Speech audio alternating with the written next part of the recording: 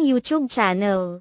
Patungkol sa naganap na contract signing ng GMA Network at ABS-CBN para sa paglipat ng It's Showtime sa Kapuso Network. Nagsimula ang vlog ni Vice Ganda sa kaganapan sa dressing room bago ang pagpunta ng mga It's Showtime hosts sa GMA. Makikita rin sa nasabing vlog ang pakikipagkulitan ni Vice Ganda sa kanyang mga co-hosts na sina Vong Navarro, Jong Hilario, OG Alcacid, Ann Curtis, MC, at sa asawa niyang si Ayon Perez. Ipinakita rin ni Vice Ganda ang ilang mga kaganapan sa contract signing ng ABS-CBN at GMA buses. Samantala ang nakakuha ng pansin ng mga netizens ay ang naganap na celebratory dinner kung saan kausap ni Vice Ganda ang isa sa mga original hosts ng show na si Vong Navarro.